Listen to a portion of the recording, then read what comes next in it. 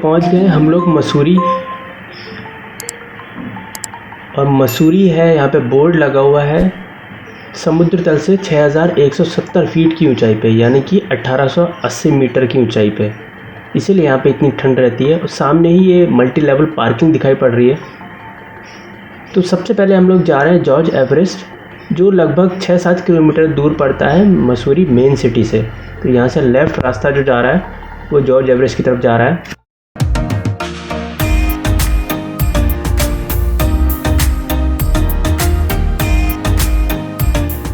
तो आगे यहाँ पे पार्किंग है, यहाँ से आगे आप अपनी व्हीकल नहीं ले जा सकते। तो पार्किंग ये फ्री है एकदम।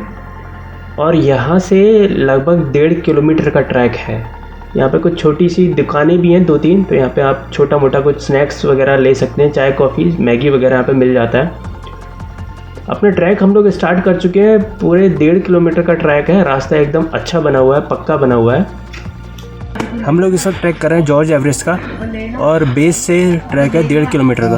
तो अभी सिर्फ 700 मीटर बचे हैं। बहुत स्टीप ट्रैक है, सांस फूल रही है। चलते हैं, ऊपर मिलते हैं। तो आगे हम सर जॉर्ज एवरेस्ट हाउस के गेट पर, यहाँ पे लिखा हुआ तो है एंट्रेंस टिकट काउंटर, लेकिन जब हम लोग गए तो हमें कोई टिकट नहीं देना पड़ा। यहाँ पे हॉट एयर बलून की सर्विस भी है, और यहाँ पे आप हेलीकॉप्टर राइड भी ले सकते हैं। अभी आगे चल के आपको दिखाता हूँ। तो ये आ गया है सामने ही, यहाँ पे लिखा हुआ है sir George Everest heritage park. ये सामने सर जॉर्ज एवरेस्ट का हाउस है, जिसको रेनोवेट करके एकदम नया बना दिया गया है। कुछ समय पहले तक एकदम खंडर हो गया था। और ये ग्राउंड जो देख रहे हैं आप, ये इसको हेलीपैड के रूप में भी प्रयोग किया जाता है। यहाँ पे आप हेलीकॉप्टर की सर्विस ले सकते हैं, जो आपको आसपास घुमा करके यहीं पे वापस ले आता है। तो हम लोग थोड़ा लेट पहुँचे थे शाम को, तो हेलीकॉप्टर की लास्ट राइड जो थी कंप्लीट हो चुकी थी। सामने सर जॉर्ज एवरेस्ट का हाउस दिखाई दे रहा है, जो बिल्कुल नया बना हुआ दिखाई दे रहा है। और ये सामने जो पहाड़ दिखाई दे रहा है, यहाँ पे हमें जाना है पैदल चल के। इस ग्राउंड की चारों तरफ कुछ वेंडर्स भी हैं, फूड वेंडर्स, जहाँ पे आपको चाय कॉफ़ी मैगी चिप्स ये सब स्नैक्स वगैरह मिल जाएंगे। सफाई का बहुत यहाँ पे ध्यान रखा गया है। चारों तरफ आपको सफाई दिखाई देगी। और कुछ समय पहले अगर हम यहाँ पे आते तो मैं आपको हेलीकॉप्टर भी दिखा पाता, बड़ा मज़ा आता, बट अनफॉर्चुनेटली हम लोग लेट हो गए।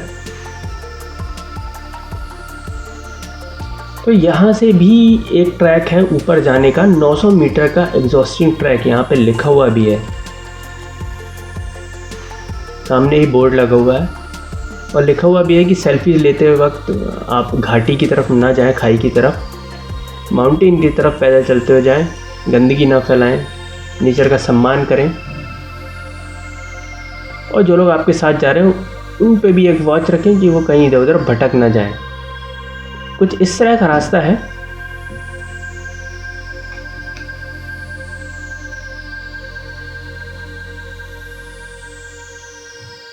दोस्तों, स्वागत है आप सबका एक नए व्लॉग में। मैं हूं इस वक्त मसूरी में, और इस वक्त मैं ट्रैक कर रहा हूं जॉर्ज एवरेस्ट पीक का। मसूरी से लगभग 4-5 किलोमीटर दूर होगा, और उसके बाद एक जगह है जहां पे आपको व्हीकल पार्क करनी पड़ती है। तो वहां से 1.5 किलोमीटर का ट्रैक है जॉर्ज एवरेस्ट हाउस तक। और जॉर्ज एवरेस्ट हाउस से 900 मीटर का एकदम स्टीप ट्रैक है ऊपर पीक तक जाने के लिए। तो जॉर्ज एवरेस्ट हाउस तो हम आ गए, हम लोगों ने देख लिया है, इतने में थक चुके हैं। बट अभी ऊपर जा रहे हैं, 900 मीटर का एग्जॉस्टिंग ट्रैक है, लिखा हुआ भी यहाँ पे। चलते हैं ऊपर और दिखाते हैं आपको कि ऊपर से क्या नज़ारा आता है। सनसेट होने वाला है, तो वो भी आपको दिखाएंगे। तो आपकी जानकारी के लिए बता दूं कि सर जॉर्ज एवरेस्ट के नाम पर दुनिया की सबसे ऊंची चोटी का नाम माउंट एवरेस्ट रखा गया। माउंट एवरेस्ट जो नाम है वो सर जॉर्ज एवरेस्ट के नाम पर ही रखा गया है, एवरेस्ट का। और सर जॉर्ज एवरेस्ट ने अपने जीवन का एक लंबा समय पहाड़ों की रानी मसूरी में गुजारा था। लगभग उन्होंने कहते हैं 11 साल यहाँ पे बिताए थे। वेल्स के ये सर्वेयर और जियोग्राफर थे, और इन्होंने ही पहली बार एवरेस्ट की सही ऊंचाई और लोकेशन बताई थी। इसीलिए ब्रिटिश सर्वेक्षक एंड्रू वॉ की सिफारिश पर वर्ष 1865 में इस शिखर का नामकरण उनके नाम पर हुआ, और ये चोटी जॉर्ज एवरेस्ट के नाम पर एवरेस्ट कहलाने लगी। इससे पहले इस चोटी को पीक 50 नाम से जाना जाता था, जबकि तिब्बती लोग इसे चोमोलुंगमा और नेपाली लोग इसे सागर माता कहते थे। मसूरी में जो सर जॉर्ज एवरेस्ट का घर है, उसी में उस घर को ही वो प्रयोगशाला के रूप में भी उपयोग करते थे। और 1832 से 1843 के बीच में भारत में कई ऊंची चोटियों की खोज हुई और उन्हें मानचित्र पर उकेरा गया। सर जॉर्ज एवरेस्ट जो थे वो 1830 से 1843 तक भारत के सर्वेयर जनरल रहे। अब जो आप ये देख रहे हैं सर जॉर्ज एवरेस्ट का हाउस, ये पूरा area archaeological survey of India के अंडर आता है। और ये ट्रैक इतना खूबसूरत है, जब आप यहाँ पे आएंगे तो आपका मन कर जाएगा कि ये ट्रैक पूरा कंप्लीट करें। हालांकि काफ़ी ऊंचाई पे है, काफ़ी आपको पैदल चलना पड़ता है, ख़तरनाक भी है, डर भी लगता है क्योंकि छोटा सा रास्ता है, बिल्कुल पहाड़ के आपको पास में बिल्कुल जाना है। एक तरफ बिल्कुल गहरी खाई है। लेकिन मैंने देखा बहुत सारे लोग ट्रैक पर जा रहे थे और वापस आ रहे थे।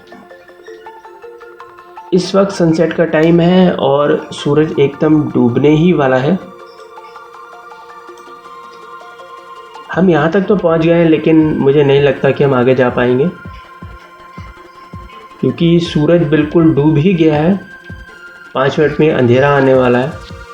तो अब मुझे लगता है हमें अपना ट्रैक कंप्लीट करना नामुमकिन होगा बिल्कुल, क्योंकि यहाँ पे लाइट की कोई व्यवस्था नहीं है।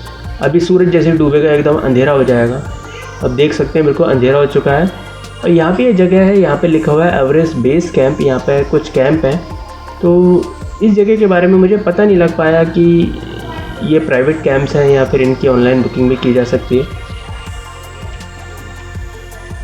ये कुछ इस तरह के कैंप है। बड़ा अच्छा यहाँ पे सेटलमेंट बनाया हुआ है, बड़े बड़े कैंप्स लगे हुए हैं यहाँ पे।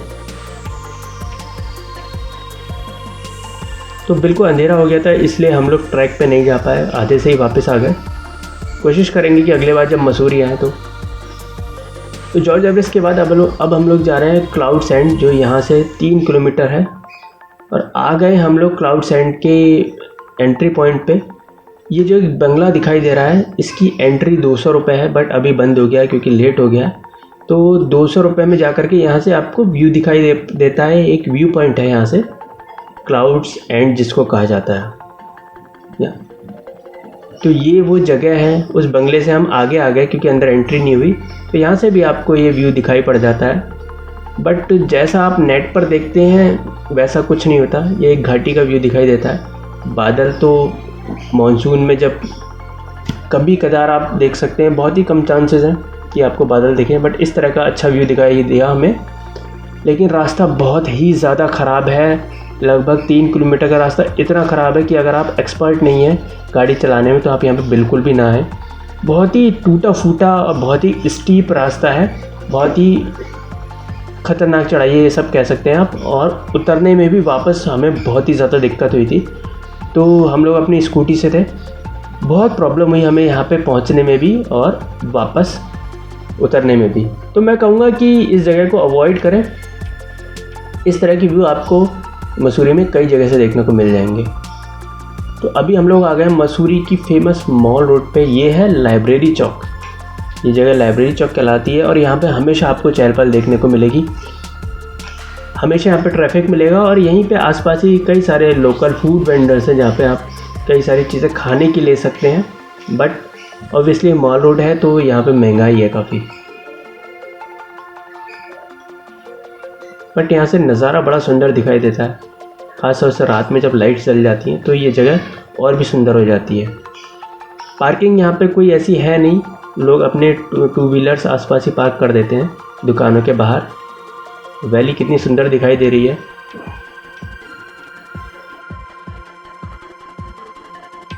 सामने ही माल रोड दिखाई पड़ रही है। यहाँ की रोड अभी टूटी हुई है, बट मैंने लोकल से पता किया तो वो बोल रहे थे कि इसका टेंडर आ चुका है और रोड बहुत अच्छी बनने वाली है।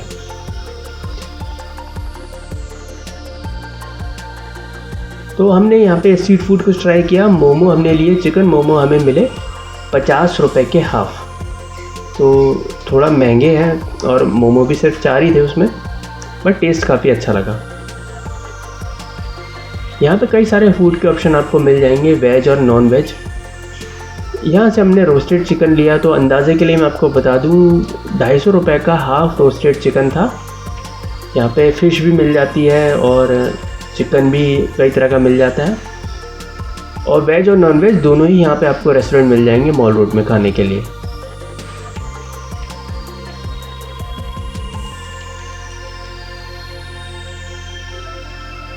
यहाँ से आप शॉपिंग भी कर सकते हैं, कई सारी दुकानें हैं यहाँ पे, आप वूलन से यहाँ से ख़रीद सकते हैं। तो वीडियो दोस्तों आपको कैसा लगा? अगर अच्छा लगा होगा तो लाइक ज़रूर कीजिएगा, और अगर चैनल को अभी तक सब्सक्राइब नहीं किया है तो सब्सक्राइब ज़रूर कर दें और बेल आइकन को ज़रूर प्रेस कर दें ताकि आपको रेगुलर नोटिफिकेशन मिल सकें। तो मैं मिलूँगा आपसे नेक्स्ट वीडियो में।